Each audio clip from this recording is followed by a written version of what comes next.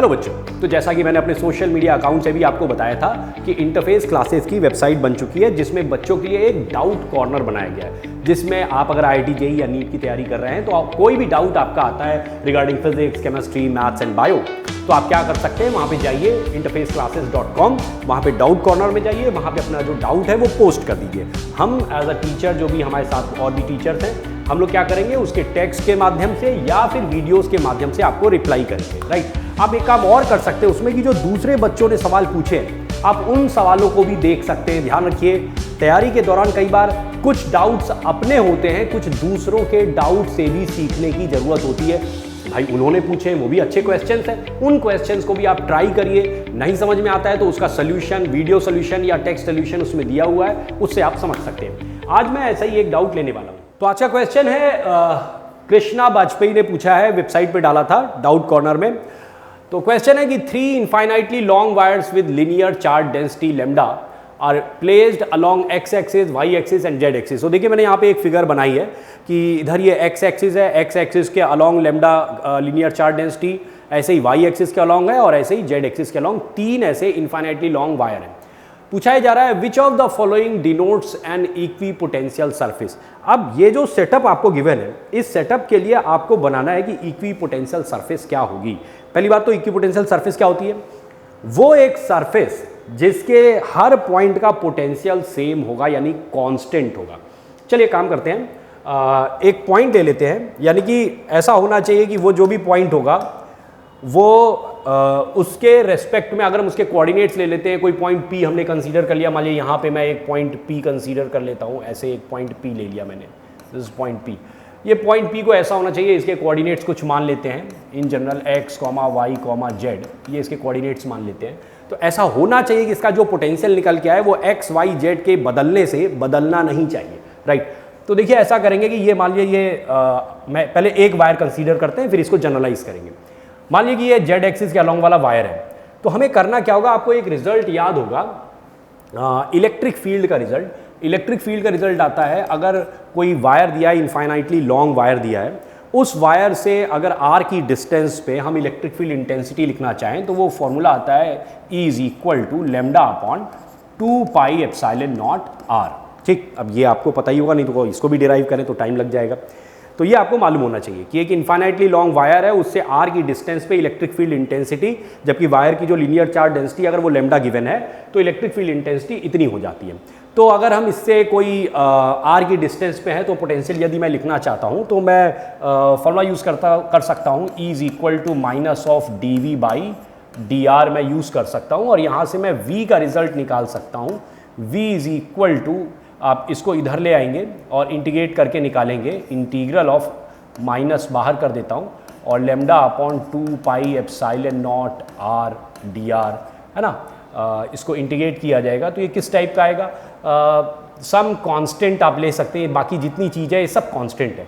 तो मैं इसको कह सकता हूँ minus of some constant k ले लेते हैं ln r, और प्लस c एक कांस्टेंट और ले लेते हैं, क्योंकि हम इनडेफिनिट इंटीग्रेशन कर रहे हैं, डेफिनिट इंटीग्रेशन नहीं है, तो minus of ln r plus c ले सकते हैं। Right, now r is what, r is the perpendicular distance of the wire from the point where you want to find out the electric potential. तो अब ऐसा है कि ये wire आपको अगर गिवन है, सपोज ये जेड एक्सिस के अलोंग वाले वायर को मैं कंसीडर करता हूँ, इससे परपेंडिकुलर डिस्टेंस निकालनी है पॉइंट P की। तो आप ध्यान रखिए कैसे करेंगे आप, देखिए आप पॉइंट P तक पहुंचना चाह रहे हैं जिसके कोऑर्डिनेट x, y, z है, तो आप कैसे पहुंचेंगे, आप x एक्सिस के अलोंग x डिस्टेंस चलेंगे, y के अलोंग y डिस्टेंस चलेंगे, फिर z बाहर की तरफ है तो z बाहर की तरफ आप z डिस्टेंस चलेंगे।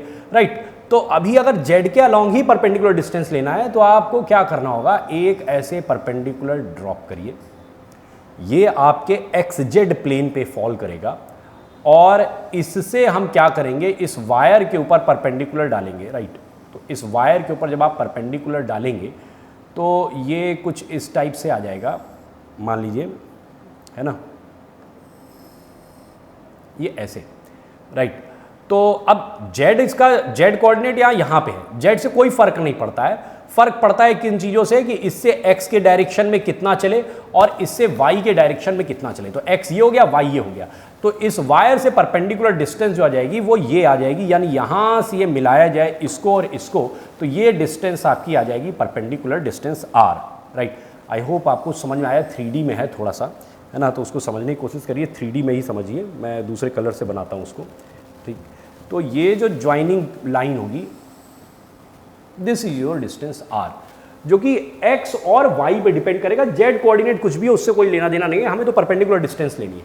तो r की वैल्यू अगर मैं लिखना चाहूं तो r की वैल्यू आ जाएगी, r will be root of x square plus Y square, right.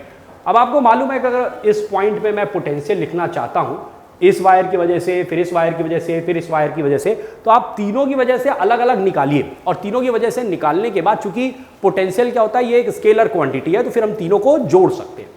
तो पहले हम क्या करेंगे, जो जेड एक्सिस के अलोंग वायर है उसके वजह से अगर मैं पोटेंशियल लिखना चाहूँ, मैं मान लो उसका नाम रख देता हूँ समथिंग वी जेड, तो वी जेड की वैल्यू अगर मैं लिखूंगा तो इसी तरीके से लिखिए, माइनस ऑफ के एल एन, आर की वैल्यू आप रख देंगे root of X square plus Y square plus some constant C, right.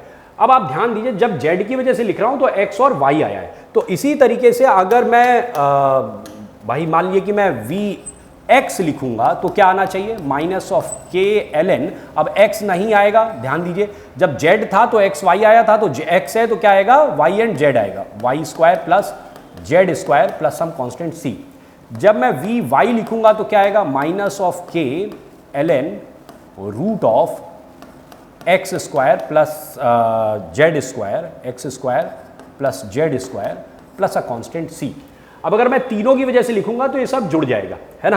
तो क्या आ जाएगा, टोटल पोटेंशियल अगर मैं लिखूंगा तो V इज इक्वल टू, तीनों को जोड़ दिया जाएगा, माइनस ऑफ के बाहर निकाल दीजिए, ब्रैकेट में आ जाएगा आपका L N root of X square plus Y square plus L N root of Y square plus Z square plus L N root of X square plus Z square, और इसके बाहर एक कांस्टेंट कुछ मैं सी नॉट कह देता हूँ, उससे कोई फर्क नहीं पड़ता है। अब अल्टीमेटली ये जो रिजल्ट आया, इस रिजल्ट को भी कांस्टेंट रहना चाहिए, क्योंकि ये इक्वी पोटेंशियल सरफेस इससे डिजाइन करनी है, यानी ये जो पोटेंशियल निकल के आया, इस पोटेंशियल को अल्टीमेटली कांस्टेंट होना चाहिए।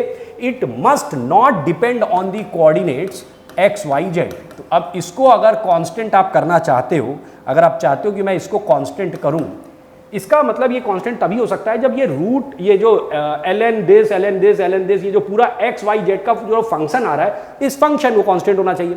अब आपको मालूम है एल एन एक्स मतलब कोई L N A plus L N B plus L N C दिया है, तो अगर प्लस करके लिखा है तो हम इसको मल्टीप्लाई कर सकते हैं। यानी अगर इसको कांस्टेंट करना है तो क्या होना चाहिए, root of X square plus Y square, इसको पूरा इकट्ठा कर देते हैं, L N this multiplied by, जब प्लस में होता है तो क्या होता है, मल्टीप्लाई हो जाता है, ABC हो जाता है, root of Y square plus Z square into root of Z square plus X square, और इस पूरी चीज को उठा के हम क्या कर देंगे, इसको कांस्टेंट होना चाहिए।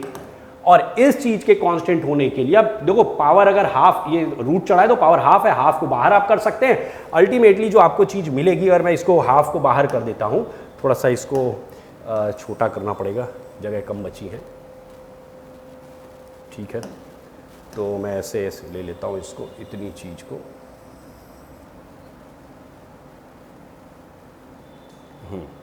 तो क्या होगा, सिंपल सा ये आ जाएगा। अगर मैं इसको ले लेता हूं तो इसका मतलब है कि अंदर वाली चीज सब, इसमें से सब में से हाफ हाफ हाफ बाहर कर दीजिए, और you will get X square plus Y square into Y square plus Z square into Z square plus X square, और ये जो नीचे पावर हाफ हाफ हाफ उतारोगे उसको भी कांस्टेंट में भेज दो, अल्टीमेटली ये चीज कांस्टेंट आ जाएगी। तो ये अगर आप देखें तो इसमें जो गिवन ऑप्शंस थे वो आपका सी ऑप्शन मुझे इसमें करेक्ट लग रहा है, X square plus Y square Z square square X square equal to constant. इस तरीके से इस क्वेश्चन को किया जाएगा। Thank you.